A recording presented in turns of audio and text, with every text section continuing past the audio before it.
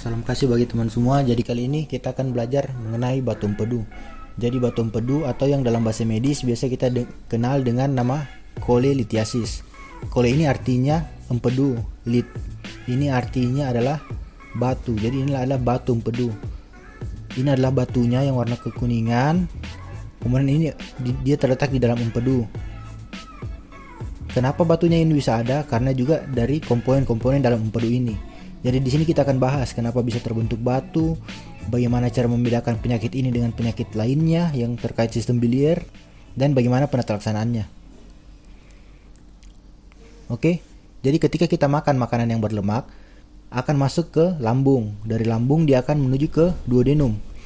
Anggaplah ini lemaknya. Ketika ada lemak di sini, dia akan memberikan stimulus kepada dinding dari duodenum untuk menghasilkan yang namanya hormon CCK atau hormon cholecystokinin.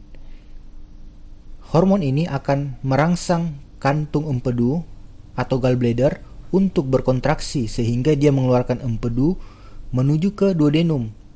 Kenapa harus ada empedu ketika ada lemak? Karena empedu ini dia berfungsi untuk mengemulsi lemak agar lemak lebih mudah diserap. Empedu ini dia terdiri dari sekitar 70% garam empedu dan asam empedu, kemudian 10% kolesterol, 5% fosfolipid, 5% protein, dan 1% dari conjugated bilirubin atau bilirubin terkonjugasi. Nah, pada kondisi istirahat dia juga mengandung air, ada elektrolitnya dan ada basanya atau bikarbonat. Jadi secara singkat fungsi dari kantung empedu adalah menyimpan empedu dan mengirimnya ke duodenum jika terdapat lemak di sana atau di duodenum. Nah, 70% garam empedu ini dia memiliki dua sisi, ada sisi hidrofilik dan hidrofobik. Hidro artinya air, fobik artinya takut. Hidro artinya air, filik artinya suka atau cinta. Jadi ada sisi yang suka air dan ada sisi yang takut air. Artinya apa? Dia amfifilik. Amfifilik sehingga lemak dan kolesterol yang ada di usus itu dia larut ke dalam empedu. Kemudian kandungan berikutnya ada 5% fosfolipid. 5% fosfolipid ini dia kebanyakan adalah jenis lecithin yang juga bersifat amfifilik sehingga lemak dan kolesterol di usus larut dalam empedu. Nah, sebenarnya batu pada empedu itu batu apa? Nah, batu pada empedu itu dia berasal dari komponen-komponen dari empedu itu sendiri. Berdasarkan komponennya atau berdasarkan batu itu terbentuk dari apa, dia terbagi dua. Ada batu kolesterol yang berwarna kuning dan batu bilirubin atau kita bilang pigmented stone. Yang lebih sering itu apa? Batu yang warna kuning ini. Jadi misalnya ada 100 orang mengalami batu empedu, 75-90 orang itu batunya itu adalah batu kolesterol. Nah, sekarang kita akan belajar patofisiologinya atau kenapa bisa menumpuk itu kolesterol di dalam empedu. Jadi ada 3 teori yang mengemukakan mengapa kolesterol bisa mengendap di dalam empedu. Yang pertama adalah teori supersaturasi. Teori supersaturasi ini maksudnya adalah jadi kolesterol di dalam empedu itu dia berikatan. Tetapi ketika empedu dia mengalami supersaturasi, maka kolesterol itu akan keluar dari ikatannya sehingga larut dengan komponen lain dan akan mengendap. Yang berikutnya adalah kondisi ketika garam empedu itu tidak cukup. Jadi sebenarnya garam empedu itu dia berfungsi untuk mengikat kolesterol. Tetapi ketika garam empedunya itu sedikit, maka tidak ada yang mengikat kolesterol sehingga dia banyak mengumpul dan mengendap. Yang berikutnya, gallbladder stasis atau inactivity atau hipomotilitas. Ini dapat diperumpamakan seperti sebuah gelas kita isikan air, itu artinya empedu airnya, kemudian ada lemak di situ. Ketika gelasnya tidak kita aduk-aduk atau ketika dia didiamkan lama, maka molekul-molekul lemak itu dia akan mengendap dan akan bergabung membentuk batu kolesterol.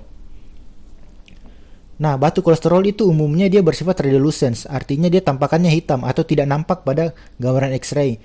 Tetapi kalau CaCO3-nya cukup, maka dia bisa nampak atau bergambaran opak, keputihan, tapi itu sangat jarang terjadi. Itu batu yang pertama. Batu yang kedua namanya pigmented stone atau batu bilirubin. Nah, batu pigmented stone ini terdiri dari bilirubin dan kalsium 2+. Jadi batu bilirubin itu dia terbentuk sehingga nama batunya adalah kalsium bilirubinate. Jadi gabungan antara kalsium dengan bilirubin. Ini dia warnanya opak, jadi dia akan tampak pada gambaran X-ray. Kemudian bilirubin yang akan berikatan dengan kalsium 2+ itu selalunya adalah UCB, selalunya adalah UCB atau bilirubin tak terkonjugasi. Kenapa? Jadi di dalam empedu itu terdapat bilirubin. Sekitar 1% bilirubin dari seluruh komponen empedu.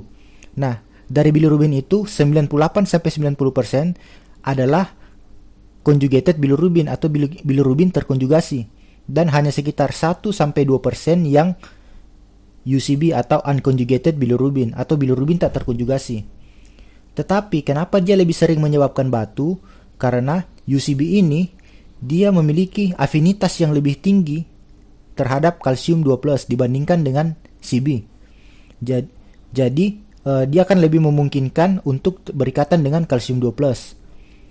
Nah, meskipun sebenarnya pada keadaan normal kalsium 2+ ini kan dia diikat juga oleh asam atau garam empedu.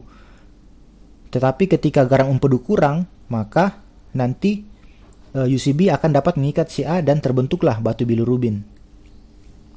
Nah, ada sebuah kondisi terjadi peningkatan ekstravaskular hemolisis seperti pada kasus anemia hemolitik. Sel darah merah yang dipecah oleh limpa atau lien atau spleen, dia itu akan menjadi bilirubin tak terkonjugasi.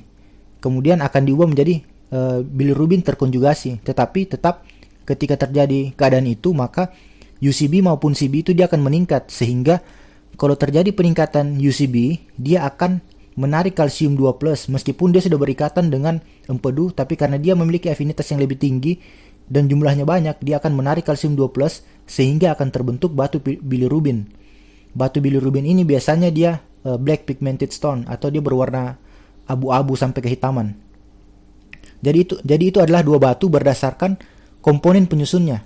Tetapi ada sebuah kondisi, batunya itu dia berwarna coklat. Ketika batu berwarna coklat itu merupakan suatu tanda infeksi. Misalnya, infeksi dari E. coli. E. coli ini dia mensekresi enzim hidrolitik. Enzim hidrolitik ini dia berfungsi untuk mengubah bilirubin terkonjugasi menjadi ke bentuk semulanya, menjadi bilirubin tak terkonjugasi. Maka terjadi peningkatan bilirubin tak terkonjugasi yang akan berikatan dengan kalsium 2+, sehingga menyebabkan batu bilirubin terbentuk.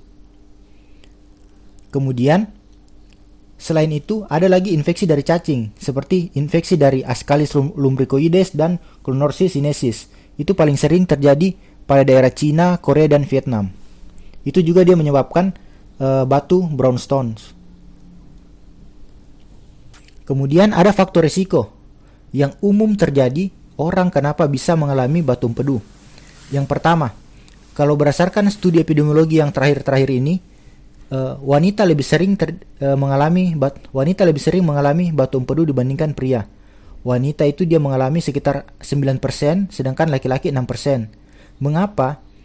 Karena pertama, pada wanita terjadi peningkatan hormon estrogen. Yang kedua, lebih sering kena pada wanita yang menggunakan KB, karena ada kontrasepsi hormonal di dalam tubuh manusia tersebut, seperti kalau dia menggunakan pil atau implan ataupun suntik KB. Yang berikut, faktor risiko berikutnya adalah obesitas atau kegemukan. Ketika dia mengalami obesitas, maka terjadi peningkatan kadar kolesterol sehingga akan terbentuk batu kolesterol. Yang berikutnya adalah rapid weight loss atau kehilangan berat badan secara mendadak. Ketika terjadi kehilangan berat badan secara mendadak, terjadi penurunan lipid atau penurunan lemak, sehingga terjadi imbalans atau ketidakseimbangan dari komponen bilirubin, sehingga nanti akan terjadi peningkatan ikatan antara kalsium dengan bilirubin, sehingga membentuk atau meningkatkan risiko terjadinya pigmented stone atau batu bilirubin. Biasa kalau dulu ada teori faktor risiko yaitu 4F, fertil, banyak anak, fat, obesitas, 40, lebih dari 40 tahun, dan female, perempuan. Tetapi sekarang 4F sudah berubah menjadi 6F. Fat itu obesitas, 50s itu lebih dari 50 tahun, female perempuan, fertil itu banyak anak, kemudian food itu dari makanan yang terutama yang tinggi kolesterol, dan family artinya riwayat, artinya dia ada keturunan untuk cholelithiasis. Nah, sebagai klinisi ini tanda yang cukup penting kita bedakan. Jadi ada diagnosis banding dari batu empedu. Batu empedu itu adalah cholelithiasis. Jadi batu di kantung empedu namanya cholelithiasis. Ketika batunya ada di saluran, di ductus biliaris atau di ductus choledocus, namanya adalah choledocholithiasis. Kalau peradangan di kantung empedu namanya cholecystitis. Chole itu empedu, cis itu kantong, itis itu artinya peradangan. Kalau cholangitis adalah peradangan pada saluran empedu. Jadi bisa dibedakan, cholelithiasis itu adalah batu di kantung empedu, batu di saluran empedu choledocholithiasis, peradangan di kantung empedu namanya cholecystitis, dan peradangan pada saluran empedu namanya cholangitis. Tanda yang pertama adalah demam. Demam hanya terjadi pada penyakit biliar yang mengalami peradangan. Tanda peradangan dilihat dari sini. Ada itis dan itis, maka demamnya akan ada positif. Kemudian Murphy sign ini ketika kita ini dilakukan di pemeriksaan fisik. Jadi kita meminta pasien menghembuskan nafas, ekshalasi, kemudian kita tekan pada RUQ atau right upper quadrant, kemudian meminta dia untuk menarik nafas kuat. Ketika dia tersentak, artinya jari kita mengenai dari saluran empedu atau kantung empedunya yang meradang. Maka Murphy sign itu adalah suatu tanda peradangan. Ada itis dan itis. Tidak ada pada batu. Kemudian nyeri kolik. Nyeri kolik itu adalah nyeri intermittent atau nyeri seperti menusuk tetapi hanya sesaat. Itu hanya ada pada batu, karena ada batu. Jadi nyeri kolik adalah nyeri pada organ berongga.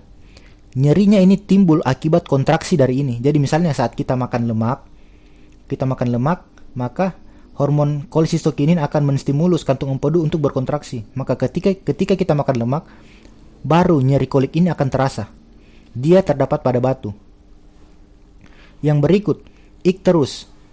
Ikterus ini adalah tanda dari sumbatan saluran empedu.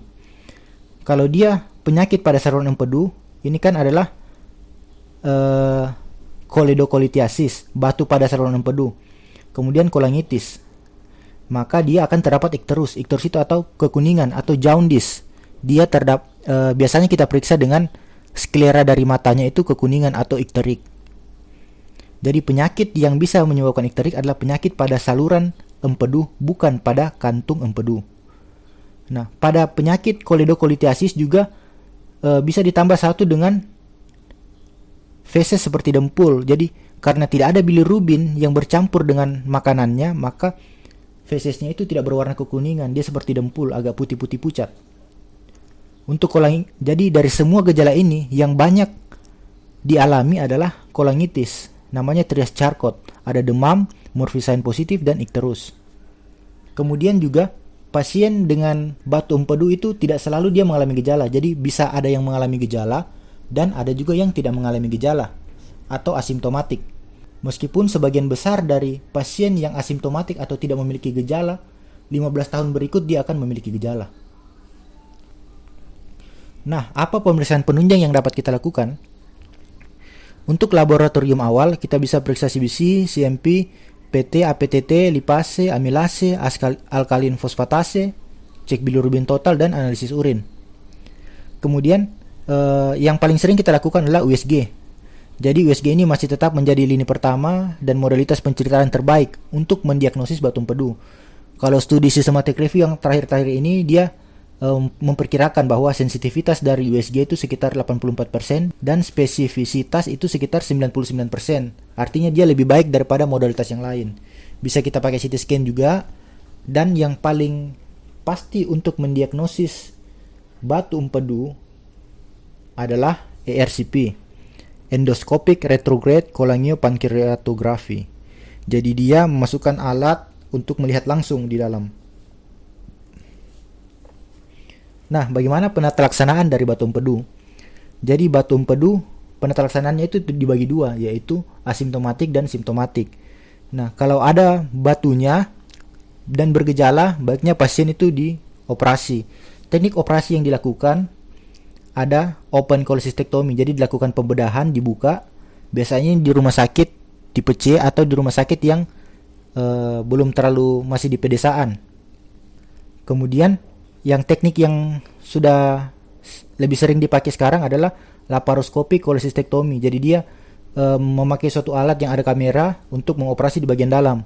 Jadi ini dia teknik yang minimal invasif. Jadi lukanya sangat kecil. Kemudian ada namanya asam ursodeoxycholic. Jadi asam ursodeoxycholic ini adalah salah satu pilihan terapi yang tidak praktis sebenarnya. Jadi syaratnya pasien meminum asam ursodeoxycholic ini adalah ukuran batunya kurang dari 1 cm dengan kandungan kolesterol yang tinggi. Jadi kita pastikan bahwa batunya adalah batu kolesterol dan ukurannya setelah 2 USG kurang dari 1 cm. Meskipun saat kita terapi biasanya sudah diterapi selama 9-12 bulan untuk melarutkan batu, tetapi efektifnya itu sekitar 50% kasus saja. Jadi dari 100 orang yang kita terapi, biasanya hanya 50% yang akan sembuh jika diterapi selama 9-12 bulan menggunakan asam ursodeoxycholic ini.